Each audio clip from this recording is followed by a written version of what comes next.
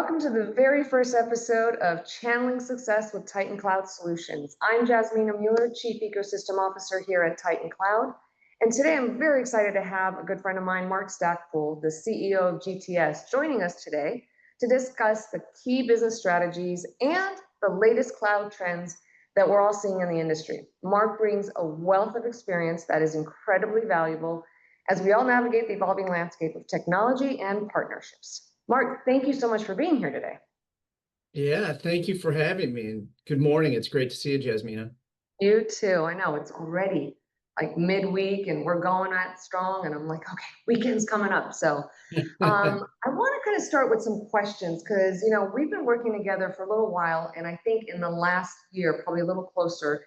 And a lot of things have been changing, not just in our channel industry, but I'm seeing a lot of things happening in the cloud with a lot of different companies. And so, how have you guys seen the needs of agents and even MSPs that are evolving, excuse me, in the last 12 to 18 months when it comes to, the cloud services and how are you guys adapting in those meeting strategies that you guys do to meet those changes? Yeah, it's a great question. It's almost understated, right? Just how much changes in the channel, whether it's, there's the technologies are changing, but also even just the philosophies of how our technology advisors are trying to grow and the products that they're selling, right? For many years, I think they kind of had a go-to process that was more wrapped around perhaps UC and connectivity, and they would kind of get in the habit of rinse, wash, repeat. And then perhaps some of these more emerging technologies, and cloud can be an ambiguous term, but I think that was something that partners were kind of like, yeah, I'm getting there. And, at GTS, we've been trying to kind of wave that flag for several years now that emerging technologies are really the future. They're not just a nice to have, they're a need to have. So back to your specific question, we're really trying to embrace all components of cloud and specifically with Titan Cloud Storage, it's been wonderful because of the depth of products and services that you have, the team members that you have available to our team. So specifically GTS, we lean into, of course, our channel managers. We try and make sure that they're aware, that they're educated, and they know enough to be dangerous. And then we have some solution overlays. Most notably, leading our cloud practice is our field CTO, Rob Wetterer. And between he and our channel managers, we try not to just do a paper deal registration. We really dive in with that client, or I'm sorry, the advisor and perhaps the client, but usually the advisor first, to understand the opportunity and make sure that they understand that we're not just trying to do a transactional sale here. We need to understand a little bit more about their cloud, the services that they already have to help them move forward. I like that. Thank you. I mean, I think it's clear that adapting those strategies is crucial because, like I said, it's rapidly changing. The landscape is just consistently changing, and I think you share some really good insights. So thank you for that. What are you, seeing as far as the most pressing opportunities and risks in the cloud ecosystem right now? And how should you partners be positioning themselves to capitalize or even mitigate that? Yeah, I think the elephant in the room is a company called Broadcom really gave us a lot of opportunities here. Yeah. Both good and bad. It was really more just about awareness, right, Jasmina? And it was perhaps clients that, they were like, it's not broke, we're not going to fix it, we're not changing, we're comfortable with our environment, we do some on-prem, we do some on cloud, we're good, and then partners perhaps not knowing how to, and not necessarily even need to object or challenge the client on that, but just not perhaps understanding, the different services, whether it's a multi-cloud tenancy or just a component of backup as a service or disaster recovery as a service. The two other items that have really changed and evolved this discussion are cybersecurity and AI. Right. So now there's ways to, I don't necessarily want to say spin, but just take that conversation a little bit deeper and perhaps open that up and show the client that as the channel evolves, we've got a whole array of solutions and items, and perhaps it's not always trying to make a sale right away. I think it's really more just qualifying and validating that role for the advisor that, hey, we're over here and we do have compelling solutions and ideas and information that could be valuable to you as a client as you perhaps look to augment your cloud strategies. Absolutely. I mean, you just brought up some valuable points regarding those types of opportunities. AI being one of them. It's like some people have said, where did it just come from? And I'm like, well, it's been around for a while, but I think we're all dabbling in there and just starting to realize what it can really do within the cloud industry as well as itself. Um, when you guys often talk about vendor sprawl and the growing complexity of that multi-cloud, what role do aggregators, distributors, and even master agents, as we used to call them, play in the simplifying the cloud stack? And where does that model need to improve?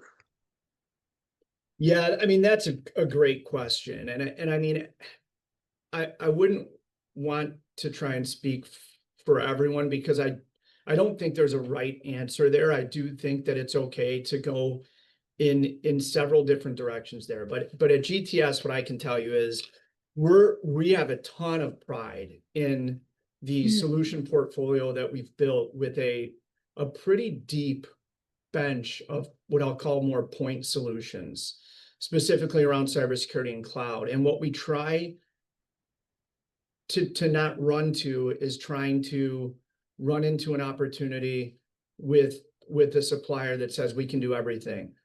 Not that that's the wrong way to go. Some partners like that, they like to lean in there, but inevitably you're going to end up pushing some circles into square pegs, right? Or a round peg into a square hole.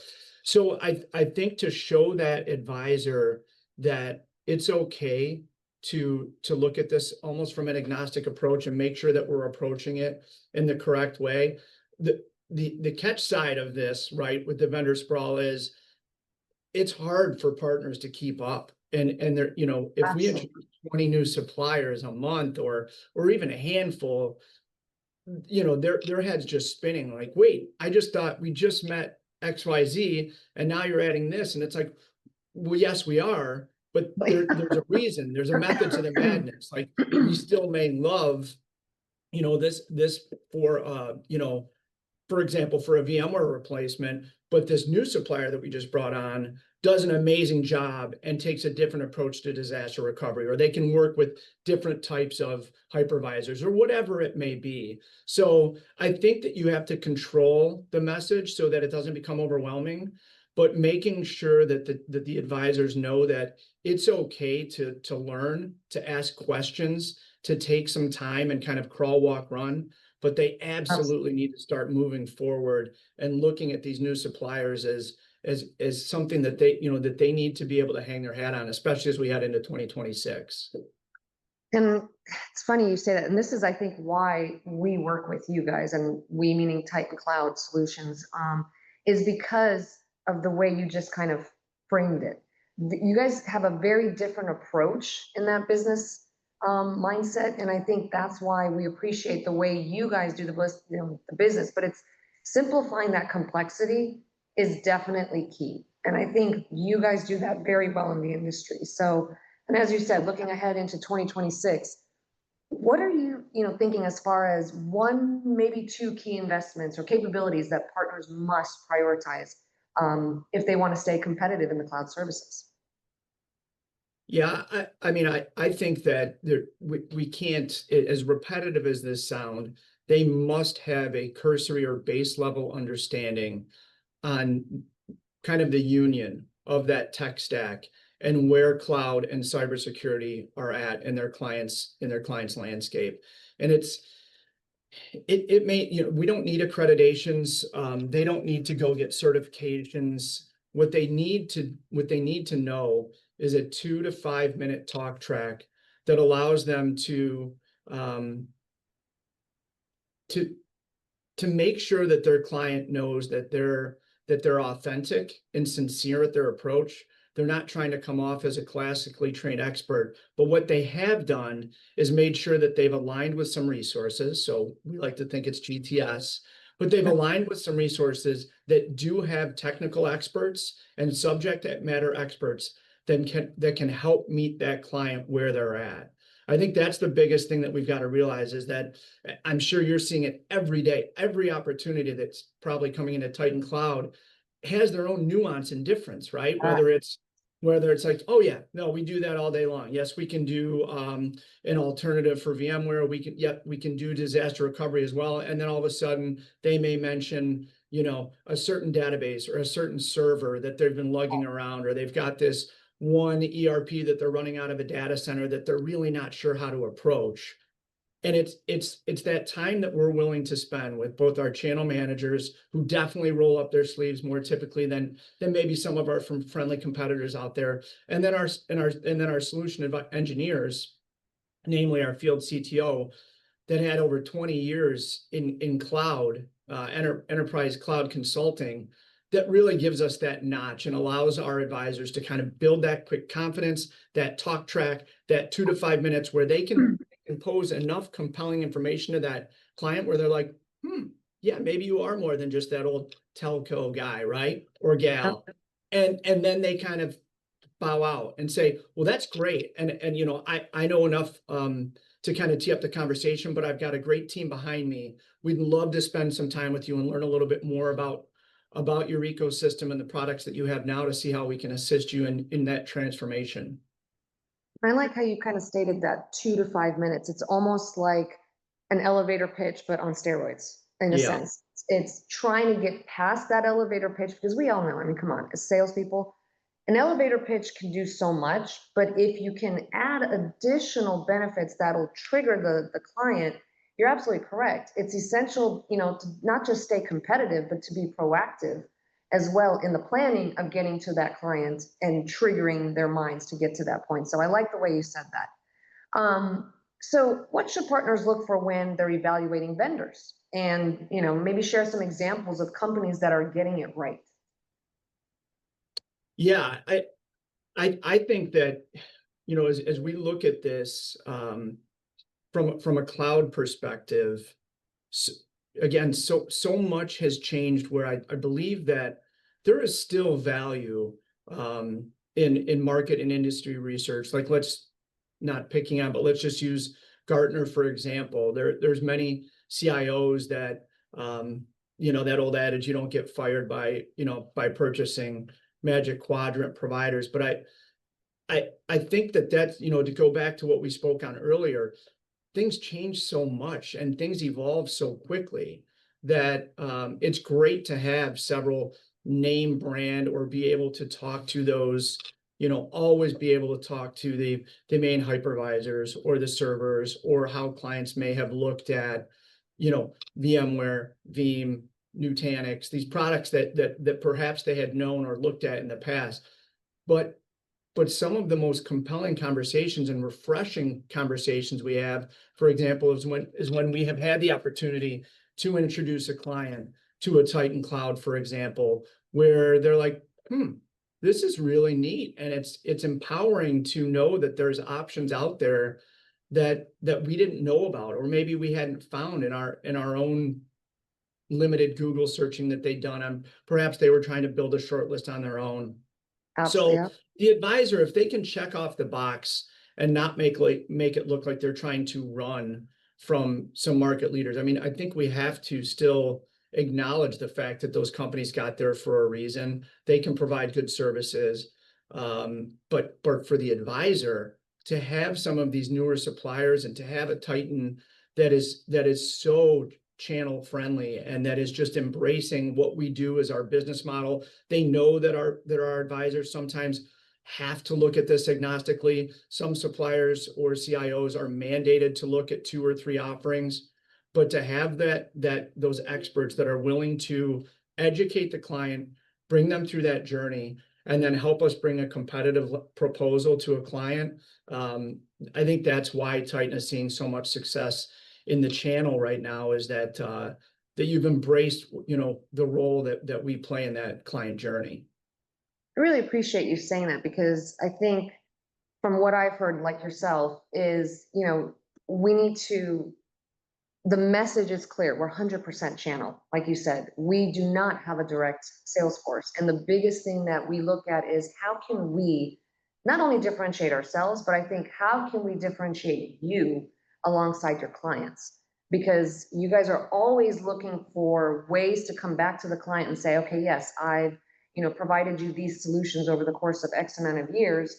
And from what I've heard, it's after a while, you got to start looking at something different. And for those clients, it's who's going to come to me and understand what my business infrastructure looks like. And yes, you've sold me this, this, this, but what more do I need? That's what you guys are there for. Those are the trusted advisors, like you say. And I'm glad that, between GTS and Titan Cloud, we have that type of partnership that we look at what's next. And I think the biggest thing, like you said, is a differentiator between us. So, and I think the last question I have, so what technologies or trends do you believe are underhyped right now? There's probably a few, but just to kind of name a couple. And then which ones are getting too much attention, but may not deliver real value to the channel? Yeah, it's a great question. I think that if we look back in the last 10 or even 20 years in the channel, right? I'm dating myself, but we've now GTS has been around for almost 23 years, and grown from where we started as advisors and then have grown into that more of that TSD role where our partners are leading us into opportunities. But as we kind of share that lens with them and try and really analyze what do clients want and how can we best serve them as a channel. We've seen trends over the last 10, 15, 20 years, right? Whether it was as simple as back in the day of connectivity with trying to educate a client on the importance of redundancy, right? Yeah. There was a point in time where I can remember partners having discussions with clients and really struggling to sell a $100 or $200 backup internet to mid-market or even a small enterprise client. And then inevitably what happens, Jasmina, that they have that outage and we end up taking a whole a whole 20 minutes of insults and what are you guys doing? You're killing my business. Did you know that we just lost $50,000, $80,000, $200,000? And of Because you've course, never heard that before. timing is everything, right? So you don't want to just shove it in their face. But as things calm down, that advisor has to go back and kind of subtly remind that client, hey, remember when we looked at that option for that backup internet connection? Yeah. Well, that would have prevented your e-commerce platform and your ERP and your payroll systems from going down. Because if you had that redundant internet connection, and where I'm going with that is then we saw the same type of challenges as things moved into UC, Yeah. where clients were perhaps leery or reluctant. They'd heard horror stories of tin can and cloud voice and unreliability, and those things change and evolve and get better and improve. But as we look at it now, there's three, and I think that they happen to be the most underhyped and overhyped. Right? For us, it's cybersecurity, it's cloud, and it's AI. And it's those three things just in and of itself, it's almost like the union of the Olympic rings. You have to understand That's a how to great. weave together and understand that if a client's having an AI discussion, there's two very compelling forks in the road there, right? Where are they looking at AI as a business tool, which they may be using to try and enhance productivity? They may be looking at headcount and resources, or they're looking to understand how they would weaponize AI and actually make money as an organization or as a corporation. They're all valid things. But Yep. as organizations look at that, there's the other side of this conversation where someone in their room is shuddering, thinking, how are we going to govern this? How are we going to stay in compliance? How are we going to eliminate data loss and namely AI cybersecurity?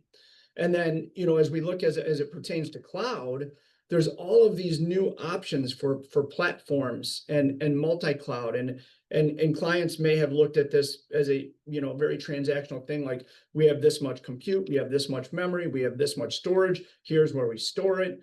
But it's so much deeper than that. And they're, if they have crown jewels or certain things that they're using, or perhaps didn't really understand, for example, their Microsoft environment or their G Suite. They're like, well, these products, they back it up. I'm already in the cloud. And it's like, but are you? Like, what happens? What happens if here? And then as we look at these, like within cybersecurity, cloud, whether it's storage, whether it's backup, whether it's multi-tenancy. I mean, I'm sure you've seen it. We've had clients come to us and they're like, hey, this was not as advertised. We are getting killed on, ingress, egress, or using public clouds. And they're like, maybe we're supposed to be going back prem because we don't seem to have figured this out. There's no wrong or right answer there. It's just how that these advisors can capitalize on these trends, not try and to overstimulate the client, but to let them know that they can be trusted to be a resource that provides some pretty cool information. And it doesn't always lead to a sale overnight, because there is absolutely still window shopping going on in these emerging technologies, but it's making sure you stay a viable resource to that client and you don't get swept behind, and they don't look at you as someone that's just where they call 3 years for a circuit renewal or a race to zero on connectivity or price compression on UC. So long answer, but those are where I think we see the trends. It's kind of an overlap. I love the response, because what it makes me think of is, like, as a supplier working with partners such as yourself, I put myself as an extension of your business to understand it both from an infrastructure perspective, a relationship, and how you work with the end user. I mean, I've done it in my past, but it really does, how do I say, accentuate the fact that, hey, we got to be there to support you guys, because in the end, you have a lot of suppliers who say, yes, we can do it. Like we said earlier, yes, we can do, yes, we can. But when it comes down to being there and really supporting you guys, it really is, we're a part of the business and we're going to do what it takes to make sure to get it right. And that's, I think, where the value comes in. And I love how you said it, because it's always valuable to literally explore where those real potential lies. I mean, that's how it is. So with that said, I really want to say thank you for taking the time. And I want to thank everyone out there who's been watching this for the last few minutes in listening to our conversation with you, Mark. And we hope you guys found the insights on the current cloud services landscape and the evolving needs of partners as enlightening as we did. I want to thank you again, Mark, for sharing your expertise and vision with us all today. And for those that are interested in being a part of Channeling Success with Titan Cloud Solutions podcast, you guys know how to reach me. For now, until next time, stay curious and keep exploring the opportunities in the cloud. Thanks, Mark. Thanks for having me. We'll see you soon.